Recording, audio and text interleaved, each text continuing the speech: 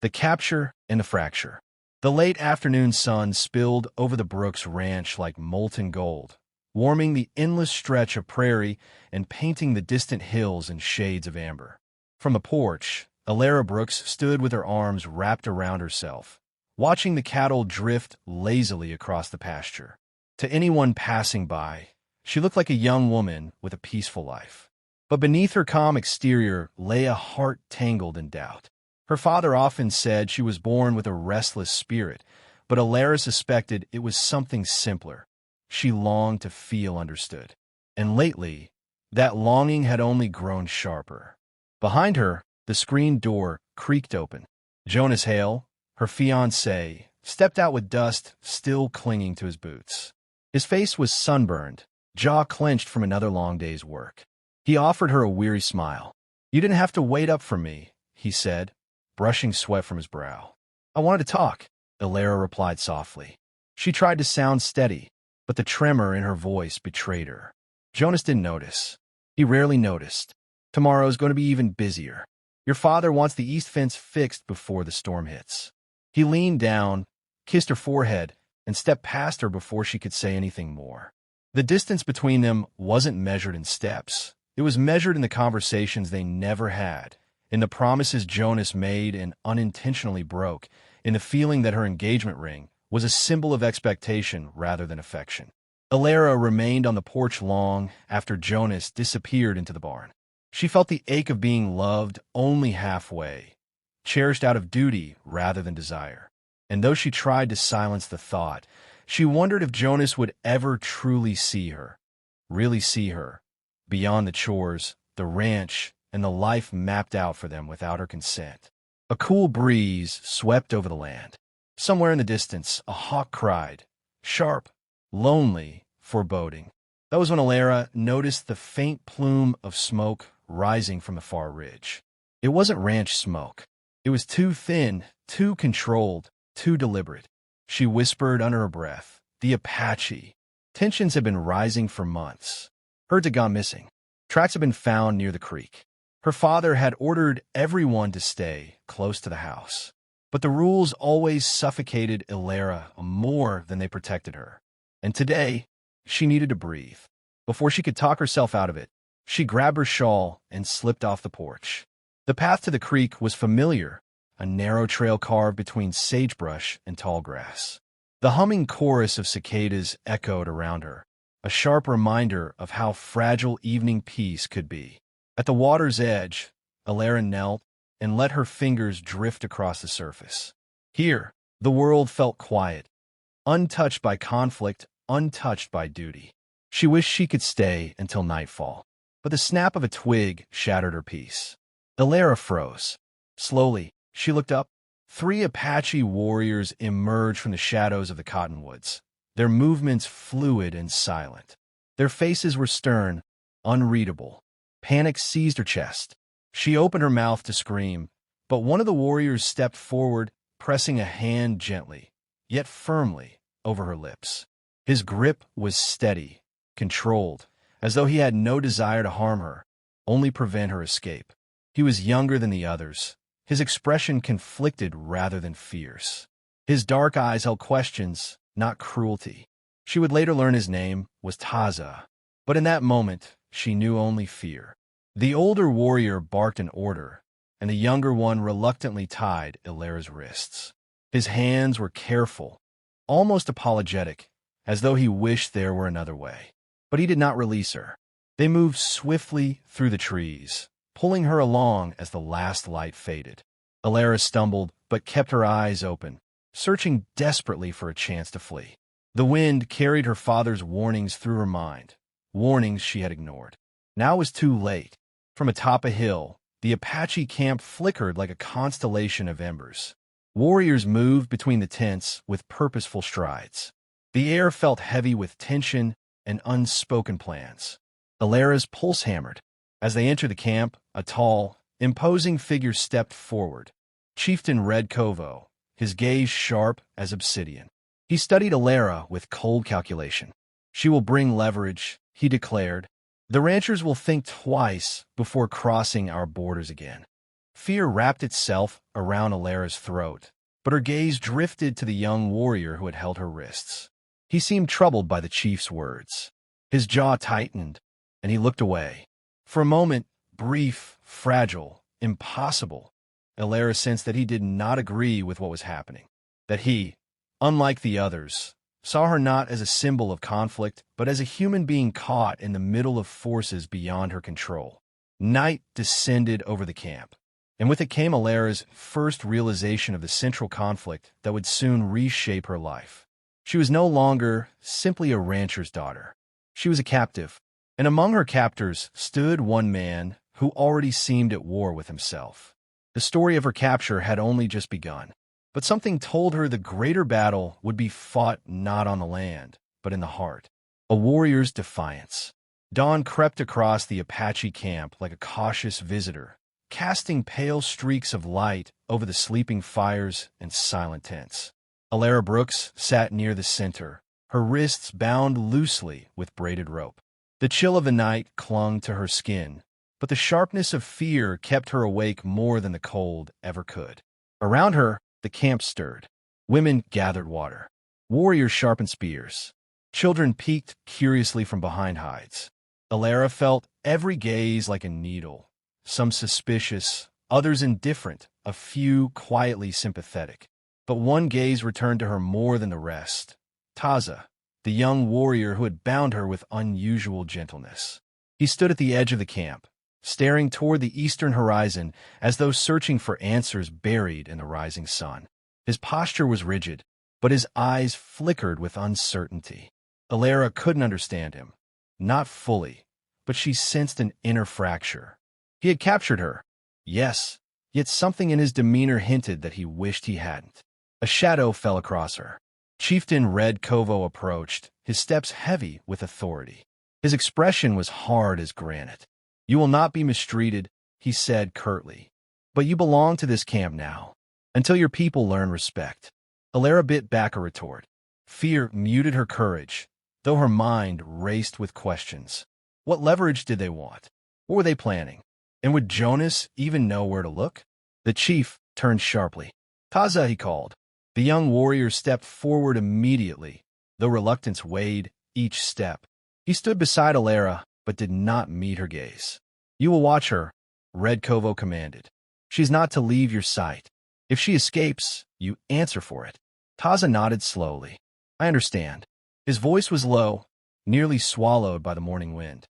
When the chief walked away, Taza knelt in front of Alara and checked the rope at her wrists. She flinched, expecting roughness, but he merely adjusted the knot, tightening it only enough to satisfy the illusion of restraint. His touch was controlled, almost apologetic. "You should eat," he murmured. "I'm not hungry," Alara whispered. "You will be later." Their eyes met, hers wide with fear, his dark with conflict. It was the first time she truly saw him up close. The lines of exhaustion, the quiet intelligence behind his gaze, the tension that coiled beneath the surface like a caged animal. He wasn't like the others. She sensed it immediately. Hours passed slowly. Taza stayed near, silent but vigilant. Alara watched him as much as he watched her. She tried to understand him the way she understood horses, by studying the quiet spaces between movements. A group of warriors passed, muttering under their breath about ranchers who steal land and blood owed. Every word tightened the air around her. When the others were out of earshot, Alara whispered, "Why are you doing this?" Taza didn't look at her. "Because I was told to." "That's not what I meant." He hesitated, fingers brushing the hilt of his knife. "I do not believe this is the right path. But the chief is my uncle. My loyalty binds me. And capturing me, does that sit right with you?" Finally, he met her gaze. For a heartbeat, she saw something wounded flicker through him. "No," he admitted softly, "it does not." The honesty startled her more than the capture itself. Later that afternoon, Red Kovo gathered several warriors, speaking in low tones about moving the camp. Alara strained to listen, but caught only fragments. Danger near the border, retaliation expected, leverage necessary.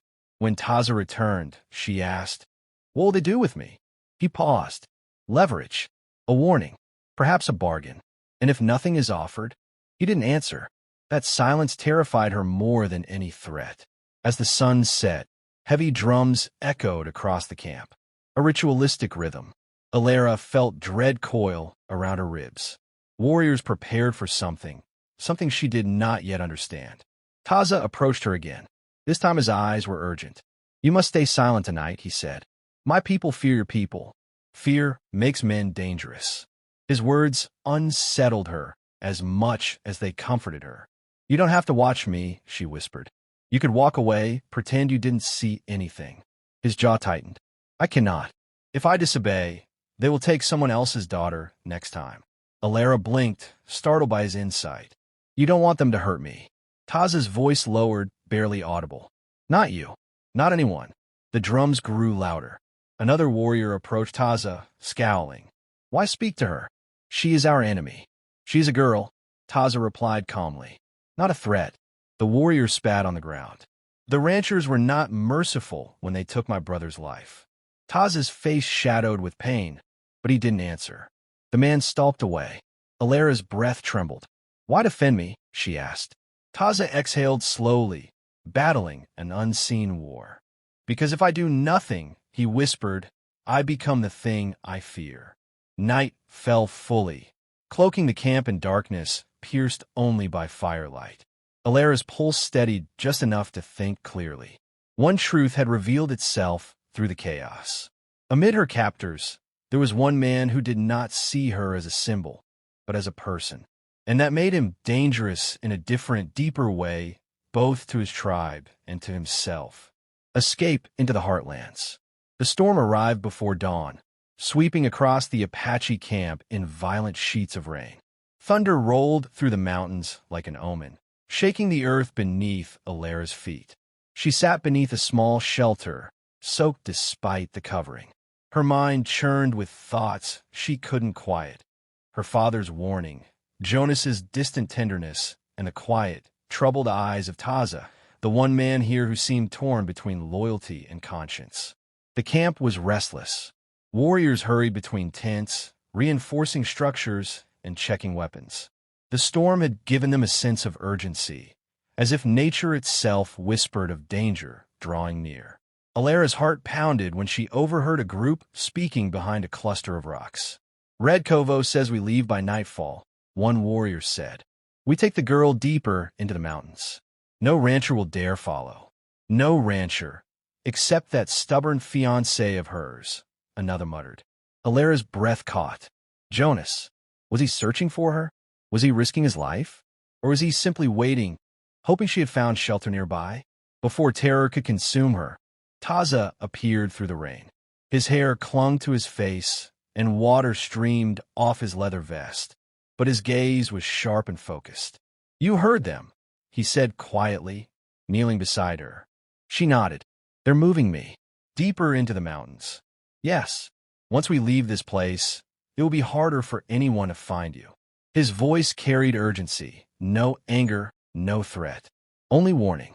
Alara swallowed hard. "What does that mean for me?" Taza glanced around before answering. "It means you'll be used as leverage. It means they fear losing their land and want you as a shield." His jaw clenched. "And it means you're running out of time." She searched his face. "Will you help me?" He exhaled slowly. The storm howled in the distance, filling the silence between them. Taza was torn. She could feel it, like two worlds pulling at his soul. One world demanded obedience. The other demanded humanity. "I cannot watch them take you," he said finally. "Not deeper. Not where even I cannot protect you." Alara's throat tightened. "But freeing me would make you a traitor." "Yes." He didn't hesitate. "But watching injustice would make me something far worse." He stood, signaling her to follow. They slipped between tents, careful to keep to the shadows. Rain masked their movements, but Alara's pulse thrummed with fear. Every crack of thunder felt like a warning. Taza led her toward the ravine behind the camp, a narrow passage hidden between boulders.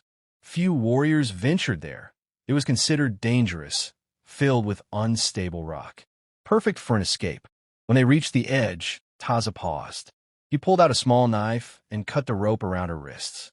The moment the bindings fell, Ilara's breath hitched, not out of relief, but out of the sheer enormity of what he was doing. "You're freeing me," she whispered. "For now," Taza replied, "until you find safety. But if they discover you, they will." He said this without fear, only resignation. "But I will face them knowing I chose the right path." Lightning split the sky, throwing his features into stark relief. In that flash, Ilara saw bravery, torment, and something deeper, something unspoken. He motioned her into the ravine, but before she stepped away, she placed a trembling hand on his arm. "Why help me?" she asked. Taza's breath faltered. "Because your life should not be the price of a war you did not start." Her voice lowered. "And because you care." He stiffened, not in denial, but in acceptance he could not voice. There was no time for truth, no room for confession, only the fierce urgency of survival. They made their way through the ravine, navigating the unstable ground. The storm thickened, narrowing visibility. Each step was treacherous, but Taza stayed close behind her, guiding her silently. Suddenly, a shout pierced the air. "Escape! She is gone!" More voices followed, echoing through the stone walls. They were seen heading toward the ravine. Ilara's pulse surged. Taza grabbed her hand, just for a moment, just long enough to steady her. "Run!" They sprinted through the narrowing path, feet splashing through shallow pools of rainwater. Behind them, warriors climbed the rocks, their torches flickering like angry stars. Thunder cracked again as they reached the end of the ravine, which opened into a wide stretch of desert land. The storm clouds cast everything in shades of gray and silver. "This is where I leave you," Taza said, voice hoarse. "Follow the ridge. It will lead you toward your ranch." She stared at him, chest heaving. "Come with me." He shook his head. "My place is with my people, even if it costs me everything." Emotions surged in Ilara's chest. Fear for him, gratitude, something she could not name. "Taza, go," he whispered. "Live." The shouts grew louder. Warriors approached the ravine's mouth. Without another word, Ilara turned and ran into the storm. Taza watched her vanish into the curtain of rain, knowing that with every step she took, the gap between his world and hers widened beyond repair. But he did not regret it. Not for a moment. A choice written in two worlds. Ilara ran until the storm thinned into a cold drizzle and the desert opened into familiar plains. The ridge Taza had described guided her like a lifeline. With every step, her lungs burned, her legs ached, but she refused to stop. Survival alone pushed her forward. Survival, and the memory of the man who had risked everything for her freedom. When the first outline of the Brooks ranch appeared through the gray morning light, she nearly collapsed. Smoke curled from the chimney. Lanterns flickered in the windows. Someone was awake, watching, waiting, fearing the worst. She staggered toward the gate just as Jonas Hale burst from the barn, his face pale, eyes widening with disbelief. "Ilara." His voice cracked. "Ilara." He sprinted toward her, pulling her into his arms. She felt the tremor in his hands as he crushed her against his chest. "Where were you?" "We searched for days, I thought." He stopped, unable to finish. Ilara wanted to find comfort in his embrace, but something in her had shifted. The girl who left the ranch was not the same girl returning. She pulled away gently, her voice soft. "I need water, and to speak to my father." Jonas nodded, concern darkening his features, but he did not press her. He led her inside, where warmth seeped into her bones and familiar smells wrapped around her like a blanket she no longer fully belonged to. Her father, Henry Brooks, appeared in the doorway. His usual stern expression fractured into shock. "Ilara, you're alive." He held her tightly, his normally steady hands trembling. For a few moments, the reunion drowned out every fear. But as Ilara sat at the kitchen table, wrapped in blankets, the questions began. "What happened?" Jonas asked. "Who took you? Did they harm you?" Ilara hesitated. How could she explain Taza without revealing the depth of what had passed between them?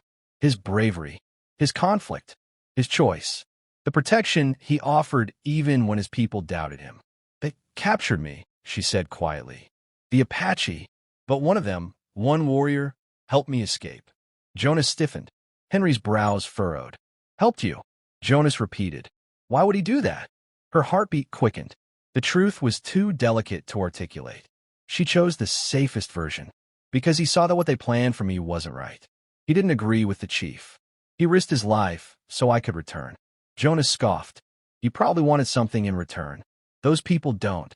Jonas, stop. The firmness in her voice startled even her. She had seen men fueled by duty, rage, and fear. Taza had been none of those things. His choices were rooted in something deeper, something courageous and complicated. Henry approached, placing a steady hand on her shoulder. Did he follow you? I don't know, she answered truthfully. There were others hunting us. He stayed behind so I could escape. Her father exchanged a heavy look with Jonas. We need to alert the sheriff, Jonas said. If they think we'll retaliate, they might come for you again. Clara shook her head swiftly. No, if we retaliate now, they'll punish him. The one who helped me. Jonas frowned. Why do you care what happens to him? The question lingered like a blade. Clara looked down at her hands, remembering the moment he cut her bindings, the way his voice had softened when he whispered live. She could still feel the warmth of his hand guiding her through the storm. I care, she whispered, because he cared. Silence filled the room. Thick, uncomfortable, revealing. Jonas took a step back, his jaw tightening. While you were out there, did he do something to you? Did he confuse you? No, she said firmly. He protected me, and he made a choice most people wouldn't have the courage to make. Her father studied her closely, understanding dawning in his eyes. You're not the same girl who left here. Clara met his gaze. No, I'm not. Later that evening, after the sheriff was informed of her safe return but told not to pursue the Apache camp, Clara stepped out onto the porch. The clouds had cleared, revealing a sky stretched with fading hues of violet and gold. She wrapped her shawl around her shoulders and breathed in the cold air. Behind her, Jonas joined her, hands in his pockets. You're thinking about him, he said quietly. She didn't deny it. He saved my life, Jonas. I can't pretend that didn't matter. And what about us? He asked, voice strained. You and me? Clara turned toward him, heart heavy. I don't know what's left of us. Maybe we were trying to force a future neither of us was truly ready for. Jonas looked away, hurt flickering through his eyes, but also understanding. After he retreated inside, Clara gazed into the horizon, toward the distant mountains where Taza's silhouette might still be fighting for his place, his freedom, his truth. She whispered into the night, knowing he would never hear it. Thank you. The wind answered with a soft, warm breath, like a promise that some connections were meant to shape destinies, even if they lived in the spaces between two worlds.